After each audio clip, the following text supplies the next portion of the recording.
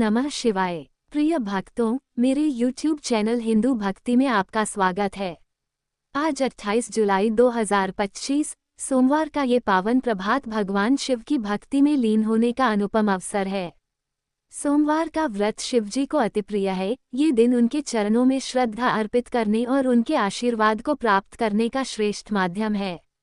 ऐसा कहा गया है कि जो भक्त पूरे श्रद्धा, नियम और संयम के साथ सोमवार का व्रत करता है, उसकी सभी मनोकामनाएं पूर्ण होती हैं। जीवन में सुख, समृद्धि और शांति का वास होता है और कठिन से कठिन बाधाएं भी सरल हो जाती हैं। तो आइए इस पुण्य दिन पर हम श्रवण करें शिवजी के 16 सोमवार व्रत की दिव्य और अद्भुत कथा, जिससे हमारे हृदय में भक्ति जागे और शिव कृपा का अमृत हमारे जीवन में बरसे। हर हर महादेव। बहुत समय पहले की बात है। एक नगर में एक धनवान साहूकार रहता था। उसका व्यापार दूर दूर तक फैला हुआ था और वह अत्यंत समृद्ध था। नगर में उसकी ईमानदारी और दयालुता की चर्चा होती थी। लेकिन इस अपार धन संपत्ति और वैभव के बावजूद साहूकार के मन में एक गहरी चिंता थी। साहूकार और उसकी पत्नी के जीवन में एक ही कमी थी, संतान का न होना। दोनों ने हर संभव उपाय किए, हर मंदिर में मन्नत मांगी, दान पुण्य किया, लेकिन संतान की प्राप्ति नहीं हुई। दिन रात साहूकार के मन में यही प्रश्न उठता, मेरे बाद इस धन और व्यापार को संभालने वाला कौन होगा। ये चिंता उसे भीतर तक कचोटती। एक दिन जब साहूकार की पत्नी ने उसे चिंता में डूबा देखा तो उसने कहा, स्वामी, हमने तो हर संभव उपाय कर लिया, अब केवल भगवान शिव ही हमारी मनोकामना पूरी कर सकते हैं। क्यों न हम उनके शरण में जाएं। साहूकार को ये सुझाव बहुत अच्छा लगा। उसने निश्चय किया कि अब वो सच्चे मन से भगवान शिव की आराधना करेगा। साहूकार ने हर सोमवार को व्रत रखना शुरू कर दिया। वो शिव मंदिर में जाकर अभिषेक करता, घी का दीप जलाता और संध्या आरती में भाग लेता। उसकी भक्ति पूर्ण निष्ठा और प्रेम से भरी थी। इस तरह कई वर्ष बीत गए, लेकिन उसके हृदय में विश्वास बना रहा। एक दिन माता पार्वती ने साहूकार की भक्ति देखी और भगवान शिव से कहा, नाथ, ये साहूकार आपका परम भक्त है। वर्षों से श्रद्धापूर्वक व्रत कर रहा है। कृपया इसे संतान का वरदान दें। भगवान शिव मुस्कराए और बोले, हे पार्वती, इस संसार में सबको अपने कर्मों का फल मिलता है, लेकिन तुम्हारी प्रार्थना को ध्यान में रखते हुए मैं इसे पुत्र प्राप्ति का वरदान देता हूँ। किंतु इसका पुत्र मात्र 16 वर्ष तक ही जीवित रहेगा। पार्वती जी ने पुनः शिवजी से निवेदन किया, लेकिन शिवजी ने कहा कि यह उसी का भाग्य है। उसी रात साहूकार को स्वप्न में भगवान शिव के दर्शन हुए। उन्होंने कहा, वत्स, मैं तुम्हारी भक्ति से प्रसन्न हूँ। तुम्हें पुत्र की प्राप्ति होगी, लेकिन वो मात्र 16 वर्ष तक जीवित रहेगा। साहूकार ने ये सुनकर भी भगवान शिव को धन्यवाद दिया।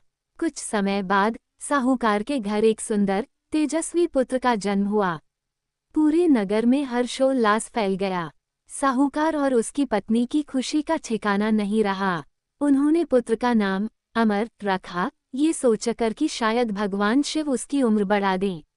साहूकार अपने पुत्र के भाग्य से परिचित था, लेकिन उसने ये रहस्य किसी से साझा नहीं किया। वह अपने बेटे के साथ हर क्षण बिताना चाहता था, उसे खुश देखना चाहता था। जब अमर 12 वर्ष का हुआ तो साहूकार ने उसे वाराणसी भेजने का निश्चय किया ताकि वह वहां शिक्षा प्राप्त कर सके। उसने अपने भाई दीपचंद को बुलाया और कहा, भाई, अमर को वाराणसी छोड़ाओ ताकि वह वहां शिक्षा प्राप्त कर सके। अमर अपने मामा के साथ चल पड़ा। यात्रा के दौरान वे जहां भी ठहरते वहां यज्ञ करते, ब्राह्मणों को भोजन कराते। रास्ते में वे एक नगर पहुंचे जहां राजा अपनी पुत्री चंद्रिका का विवाह कर रहे थे। संयोग से जिस वर से विवाह होने वाला था वह एक आंख से काना था। ये देखकर वर का पिता चिंता में पड़ गया कि कहीं राजा विवाह से इनकार न कर दे। तभी उसने अमर को देखा और सोचा कि क्यों न इस सुंदर युवक को अस्थायी रूप से दूल्हा बना दूं। दीपचंद ने लालच में आकर इस प्रस्ताव को स्वीकार कर लिया। अमर को दूल्हे के वस्त्र पहनाकर राजकुमारी चंद्रिका से विवाह करा दिया गया। विवाह के बाद अमर ने चुपचाप राजकुमारी की ओढ़नी पर लिख दिया, राजकुमारी चंद्रिका, तुम्हारा विवाह मुझसे हुआ था, लेकिन मैं शिक्षा के लिए वाराणसी जा रहा हूँ। अब तुम्हें काने युवक के साथ रहना होगा। राजकुमारी ने ये पढ़ते ही असली सत्य जान लिया और काने वर को पति मानने से इनकार कर दिया।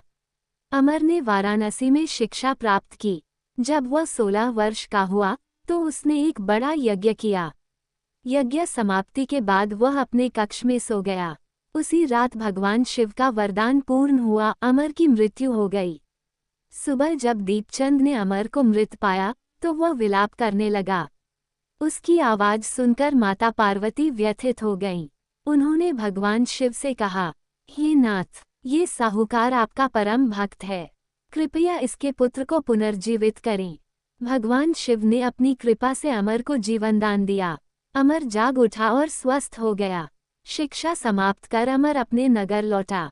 रास्ते में वह उसी नगर पहुंचा जहां उसका विवाह हुआ था। राजा ने उसे पहचान लिया और राजकुमारी को विदा कर दिया।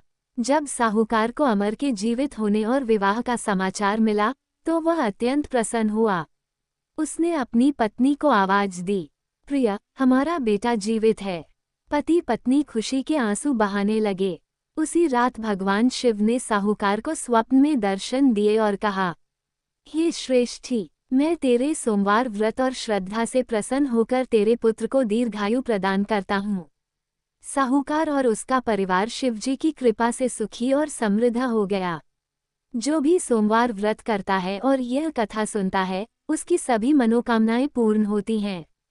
हर हर महादेव। यह उम्मीद करते हैं कि हमारे द्वारा दी गई जानकारी आपको उपयोगी और पसंद आई होगी। यदि आपको ये जानकारी अच्छी लगी हो तो कृपया हमारे चैनल को सब्सक्राइब, लाइक और शेयर जरूर करें। व्रत कथा और धार्मिक जानकारी के लिए हमारे YouTube चैनल हिंदू भक्ति के साथ जुड़े रहें। हम हमेशा नई और रोचक जानकारी लाते रहेंगे।